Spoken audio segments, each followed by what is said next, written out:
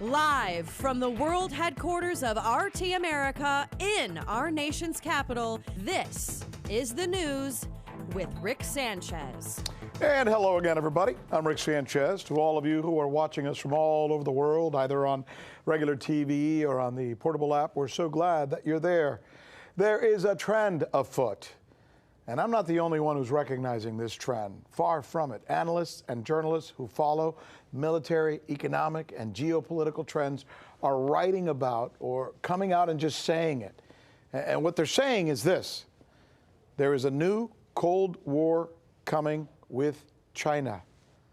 The fact of the matter is the relationship was already on the brink, but this pandemic has quite literally pushed it off the cliff. All right, so just how contentious is this today as China is threatening the United States? Warships are presently staring at each other on the South China Sea. The U.S. president insists on punishing China with more and more trade tariffs, and now China is being accused of being responsible for the pandemic. Maybe even that they did it on purpose. So say some of the accusations. That's why China today is pushing back. More on that in a minute. But let's continue this narrative. In other words, the scene is set for another new enemy, another Cold War. And what is a Cold War by definition? It's a state of political hostility between two countries characterized by threats, propaganda, just short of open warfare.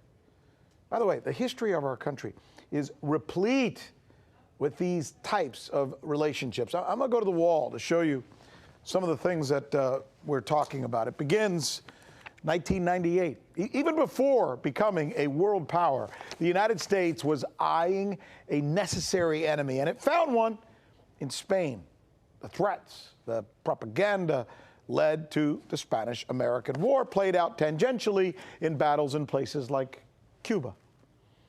There were other enemies, of course, other incidents, World War II, some much more necessary, obviously, but the motherlode of all Cold Wars, by classic definition, began in 1945 and lasted until 1990. The Russians are coming. That became the mantra for all Americans as the United States and the Soviet bloc essentially faced each other down while creating economies and infrastructures literally built on the ability to be able to destroy each other. And then came 9/11. And after 9/11, September 11, 2001, our country was attacked. But rather than focus on Afghanistan and a few other countries where al-Qaeda and the Taliban had carried out the attacks, we came up with a Cold War against an enemy simply described as terrorists, who more often than not were also identified as Islamic fundamentalists. That Cold War, if we can call it that, has lasted decades. And now it appears we're on the brink of a new one, a new Cold War with China. Experts, both in the United States and in China, are saying now that they see it coming, and they warn that it will prolong the pandemic, decrease economic growth, and potentially even lead to military confrontations. So why do Cold Wars come about? Who stands to gain from them, if anybody? Let's ask these questions right here on the News with Rick Sanchez, where we believe it's time to do news again.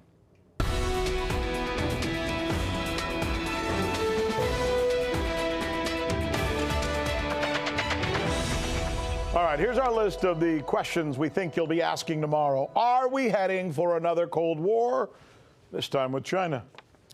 Does the future have a third of all Americans now working from home?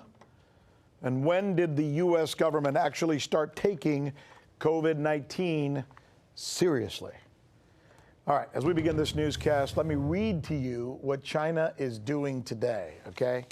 Today, it says it will no longer submit to U.S. lawsuits and legislation aimed at blaming them, Beijing, for the coronavirus crisis, and it is therefore announcing that it has already begun counter-sanctions against officials and entire states who are doing this against them. They're pushing back. Joining us now to talk about this is former Pentagon official Michael Maloof, former U.S. Trade Representatives under Presidents Bush and Clinton, Steve Gill, And also with us is former member of the British Parliament, George Galloway. My thanks to all three of you gentlemen. What a distinguished panel we are honored to have on this day. Mr. Gill, I think I want to begin with you. As we look at this situation, we can't help but wonder just how far this will go and whether there's some way we can stop it, if indeed it's taking place. What are your thoughts? I think it's very difficult to stop. You know, the genie's kind of out of the bottle at this point, and we've had difficult trade relations with China now for a while. We thought we had made progress with the trade deal that had been reached, but then the pandemic approached, and then we're getting more and more information that they may have had, if not a direct, at least an indirect role in not releasing information that has just exacerbated not only the problems of the economic issues, but also just general relations and international relations overall. So I think we are way down the path to just suddenly push a button and sort of reset things. So I hear in your words that you believe that China is getting exactly what it deserves. I don't think they're getting exactly what they deserve, but I think this is not softball. This is hardball. They have been playing hard in the trade arena for a while. They're clearly playing hard in the arena when it comes to economic warfare and in some cases kind of pushing the edge of the envelope when it comes to military action. So we are down the path. The question is whether or not we're going to have the strength both economically and in terms of international cooperation. And I think we're seeing some of that from other countries as well that are pushing back on China. George Galloway, please respond. Well, it's a bit like the First World War, and as we've just heard from your guest, Mr. Gill, that once these things are on the move, they begin to have a momentum of their own. But I assure you, contrary to what Mr. Gill thinks, you'll be entirely alone in this one. Absolutely no one in Europe or the rest of the world wants to have a fight with China. Not economically, and bet your bottom dollar, not militarily. So the United States will have to, as he put it, have the strength to see this through. And that's very questionable indeed. Your farmers just sold 250,000 tons of soybean to China this very week. China is slated to buy hundreds of billions of dollars of your goods and services, according to the trade deal, in the next 3 months. If you want to kiss goodbye to all that, well, that's on you. It's your sovereign right to decide it. But don't think you'll be dragging the rest of us with you, because we won't be coming. Let's bring in Mike Maloof. I want to read something to you. This is from Pat Buchanan. I think all three of you know Pat Buchanan. I like Pat. I know some people, you know, have questioned him over the years, but I think he's a very smart guy. He's definitely a right-winger, right? He says this in a column he wrote just this week. 3 decades of post-Cold War foolish and failed democracy crusading have left this generation not with the conviction and certitude of Cold War America, but with ashes in their mouths and no stomach to spend blood and treasure converting China to our way of life. He's writing this column about just this very topic, the possibility of a Cold War with China. He says we ain't ready for it, shouldn't do it. Michael Maloof, to you. Yeah, I think that now that the coronavirus has shredded the American economy, China sees an opportunity now economically to become that world power that they've been hoping to achieve. Now, we've brought a lot of that upon ourselves, as Buchanan has pointed out. The neocons, for example, the neoconservatives, they're the ones who are pushing the adversarial role of China. And China, of course, is standing up to that and has become more adversarial as a consequence. It's a self-fulfilling prophecy as a consequence. So what we're seeing ourselves embroiled in is a new hybrid war of a combination of economic, political, military aggrandizement. And as a result of the coronavirus leveling our economy, now China sees this opportunity to become that more economic powerhouse that it intends to be through its Belt and Road Initiative. Yeah. And by extension, will be developing the military to defend it. And we're seeing that already throughout the Indian Ocean. We're seeing that throughout Africa and even into Latin America. But, Mr. Gill, isn't that exactly what some of the folks over down the street from me here at Raytheon and other places want? Let's get China to start building up its military. That way we get to build up our military, and, man, we're going to have a lot of money and a lot more power. Do you fear stuff like that? I don't think that's the real motivation, but I do agree with Mr. Maloof that you're seeing China, and they have been doing this for a while with their Belt and Road Initiative, trying to expand their influence into Africa, into South America, into other regions of the world. And I think we've been asleep at the switch. We haven't been awoke to the fact that, for example, about 90% of our medications have been coming from China. When this whole PPE disaster started, about 90% were coming from China, and they shut down the flow as they were needing to have them for their own pandemic. So this is not something new. I do think that China's. But how is that their fault, though? So I got to stop you there for just a moment. How is it their fault that we told China to do all our medications and do a lot of our stuff, and then we're going to be mad at them because they're doing it? I don't understand. We told them to do it. We went cheap, and we're paying the price for going cheap rather than doing it right. I think that you were already seeing, though, particularly as this trade war developed, you were seeing companies move out of China into Vietnam, into Indonesia, and Malaysia, Philippines. You're going to see that speed up. Now, a lot of those companies are going to be China-owned companies that are doing it, so it really doesn't change the bottom line totally. But you're going to see a different global economic atmosphere after this is over, and it's not always going to be to China's benefit. George Galloway, let me come back to you. It does seem, and the reason I explained that at the beginning of my show, that the United States has always had an enemy, so to speak, or different little Cold Wars, is because they seem almost necessary. Your country, the Brits, for many years were in that same situation. It seems like we've kind of taken over that mantle now. Am I wrong? No, you're right. And of course, there are benefits for the military-industrial complex of having an enemy. But I don't see Donald Trump in quite that way. I have a feeling that this anti-China crusade that he's on will not last longer than November. And that if he is re-elected, then he will very firmly, quietly maybe, turn it back down again. Because I see him as a pragmatic guy.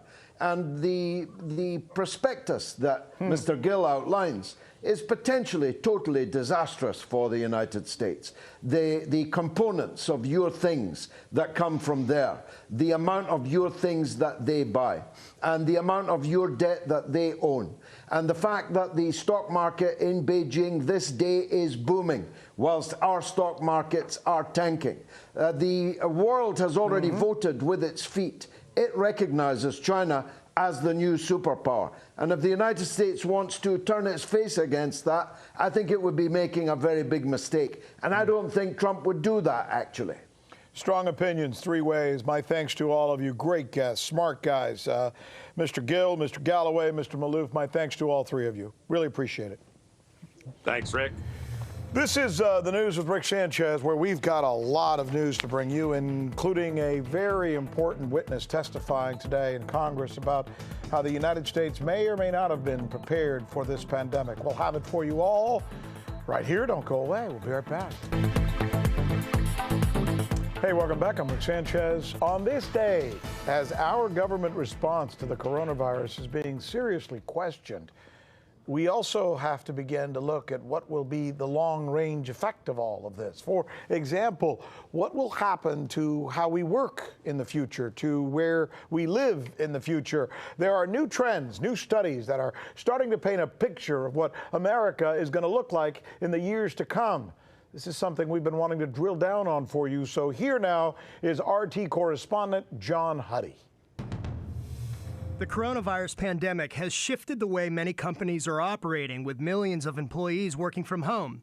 In Manhattan, 3 of New York City's largest commercial tenants, Barclays, JP Morgan Chase, and Morgan Stanley, sent tens of thousands of workers to work from home since March. More than 180,000 Chase employees, in fact, have been working from home. The buildings, with more than 10 million square feet of commercial office space being leased, are for the most part empty and will likely remain that way even after the pandemic passes, whenever that will be. And many other companies may be facing that kind of uncertain future as well, and the question of whether to bring employees back or continue to operate remotely. The New York Times writes about Manhattan facing a reckoning if working from home becomes the norm, reporting that even after the crisis eases, many companies like the big real estate firm Halstead may just continue allowing employees to work from home. The questions some Manhattan companies are raising about returning to the office are shared throughout the country, from New York to Chicago, Chicago to L.A. Facebook and Google have extended the work-from-home policy through the end of the year, and Twitter said this week many of its employees will be allowed to continue working from home in perpetuity. In many cities, real estate taxes fuel many city and county services like police, fire, and public transportation. So whether or not these major companies scale down and scale back on the cost of commercial real estate raises serious questions about the impact on the economy. Global Workplace Analytics estimates that 56% of the U.S. workforce holds a job that is compatible with remote work. That translates to 75 million people being able to work from home, according to the workplace research firm. And it estimates that even after the dust settles with the pandemic, 25 to 30% of workforce will be working from home multiple days a week by the end of 2021. And then there's another factor that perhaps needs to be considered. The percentage of people who like going to the office, whether it's to get away from home, for the social interaction, the team camaraderie, or simply because they're used to the routine. That said, while Manhattan may be facing a reckoning if people continue to work from home, the pandemic isn't exactly having that kind of effect in Miami, where the Miami Herald reported recently that Miami commercial real estate market is expected to grow despite coronavirus. Construction on new commercial buildings and luxury apartment and condo towers has continued throughout the COVID-19 crisis in Miami, while developers reportedly continue buying up real estate throughout the city. Along with that, multi-million-dollar waterfront penthouses continue to sell without a problem. Perhaps the only reckoning in Miami's real estate market is whether or not it will be hit by a hurricane this season. For RT, John Huddy. That's interesting, huh? Talk about trends. Well, all week long, as America begins to reopen state by state, we have been sharing with you what is being opened, where, and when. So today, as states here surrounding the United States Capitol, like Virginia and Maryland, announce that they're going to open this weekend, we decided to take a look at something else. We want to look at the mortality rate, state by state, to see who is being the most affected. Joining us now to look at this part of the story is RT correspondent Michelle Greenstein. Right, Rick. So yesterday we broke this map down in terms of states that still have either stay-at-home orders or shelter-in-place orders and the states that are no longer on a statewide lockdown. Today what we're going to look at is the death rates. Nationwide, there have been around 85,000 deaths related to COVID-19. Now, this doesn't necessarily mean that in all cases the person in question died from COVID. It means they had COVID at their time of death. That's how Deborah Birx, the physician leading the White House Coronavirus Task Force, says we're counting COVID-19 tests in this country. Now, let's break it down state by state. The redder states like New York and New Jersey, these are the states that have higher death rates right now. And the lighter states like both Alaska, Hawaii, Texas, they have lower death rates. And all of these numbers are based on deaths per 100,000 people. We can see that in New York State, the state with the most amount of coronavirus cases so far, is experiencing around 140 deaths per 100,000 people. Right behind them is New Jersey. They've got 107 deaths, and Connecticut is right behind them with 85 deaths per 100,000 people. And then all the way on the other hand, we have the states with the lower official death counts. We have Wyoming, Montana, Alaska, Hawaii. All four of these states have just one death per 100,000 people. And then following behind them, we have Oregon, West Virginia, Utah, Arkansas. These states have just 2 deaths per 100,000 people. And again, this is deaths per 100,000 people, which is what experts say is a helpful way of analyzing the situation, comparing different areas while also accounting for population differences. Now, nationwide, what we're talking about is more than 84,000 people who died, and globally, more than 300,000 people have died, with, of course, the majority of these deaths occurring in older people. So what's going on both nationwide, globally, and also on this map is all in terms of overall death rates, right? And as we know, the chances of dying really decreases significantly as you get younger. In fact, just this week, we heard from the Journal of American Medical Association, who pointed out that the overall burden of COVID-19 infections in children remains relatively low when compared with the seasonal influenza. And with that, Rick, I'll kick it back to you. Yeah, but yet on the other hand, there's a caveat to that, right? Because of this situation with Kawasaki that they're seeing in states like New York. Although those are rare and they're just now trying to do research to find out how pervasive those might be, correct? That's right. There's a lot of information to put together here. We also have, the idea of testing rates. A state that might test more than another state is probably going to see an actual lower mortality rate. Now, it's interesting you mentioned Wyoming and some other states where there's very little population and they also have a very small mortality rate per capita. Is that because of density? People don't live on top of each other or close to each other like they do in places like Boston and New York, right? Right. Of course, when people are interacting with one another, there's a higher chance that there's contraction between person to person. Also, Illinois, in terms of overall death rates, they would be third in terms of just overall deaths, but they're actually all the way down to 10th when it comes to deaths per 100,000 people. So it really does have to do with population density. Yeah, density is the key word there. Boy, I'll tell you what, good stuff, Michelle. Thanks for bringing. It's good to see the numbers, right? It's good to see how things break down on a map that way. I like maps. Well, today the director assigned the duty of coming up with a plan for dealing with pandemics like the coronavirus in the United States of America were one to come, and it did. He's testifying before Congress. Dr. Rick Bright. He was fired after complaining about our government's response. The story that he's telling so far in a very methodical and a very non-passionate way does not at all paint a pretty picture of how our country has dealt with COVID-19, especially compared to other countries. Here with more on that in our coronavirus update desk is Ben Swann. Ben, have you been watching this guy? Yeah, absolutely. I think the way you just described it as being kind of methodical and informative rather than overly passionate is probably the right way to describe it. He seems to have said some things that would worry most of us because it seems like he brought his concerns, right, one by one to many officials. And those officials, many of whom still have their job, ignored what he said. And if you continue the line of what he recommended, those things would have saved lives. He's lost his job, but they're still there. Right. Well, there's a couple of pretty interesting things about what he says. He says that he has been, as you said, bringing his concerns to HHS, Health and Human Services. And there are a couple of different things that he touched on. One was the issue of those N95 face masks, essentially saying there were not enough of them. The country did not have enough in storage. He's actually been warning about this, he says, for about 13 years. But he says that, we just didn't have enough. And that when he approached folks at the CDC and when he approached folks at HHS about this and said, this is a problem because we don't have enough face masks, he was essentially told, well, don't worry, we'll just change the guidelines to tell people that these are only needed by first responders and by doctors, and that way people won't go out and get them. And he said that that response shocked him and really kind of made him very uneasy about the whole process because it wasn't, again, based necessarily in science as it was in convenience. Well, either way, I think when all is said and done, and by the way, one of the interesting things I found as I was looking up, I was working, but every once in a while I turned up the volume. Many, if not most, Republicans have decided not to question him on the committee. Only the Democrats are questioning. I know this could be a political thing where they're fearing that if it looks like they're taking sides with him, then they're going to get heat from the White House. Right. It seemed curious, did it not? Usually Republicans or Democrats are always, trying to challenge, and there was none of that. Everybody seems to be just listening to this guy.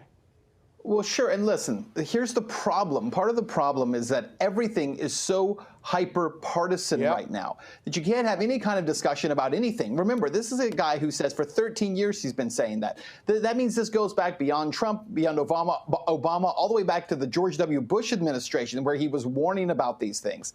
And so you have an issue here where everything is so hyper-partisan that no one really wants to talk about the realities. And one of the realities, by the way, that I thought was most stark that he talked about is he was in charge of vaccine response. And he essentially says that, look, we're not going to have a proper vaccine in 18 months. He said the likelihood of that happening sooner than that 18-month period it's very unlikely. And he says that it would be very likely that that vaccine could be harmful to people rather than helpful because so many corners are being cut to get to it. That's a huge problem. My sense watching him, especially how dispassionate he is, that he's hard to challenge.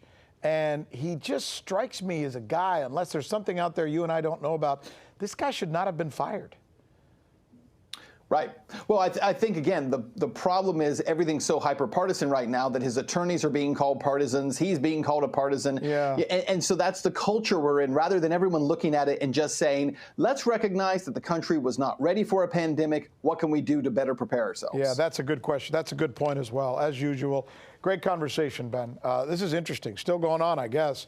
Thanks, my friend. We appreciate it. And that's our news. I'm Rick Sanchez. We've got a lot more coming your way, by the way, and we're going to have it right here, including on portable TV. You can download the app, and we'll be back in a little while when it'll be time to do news again.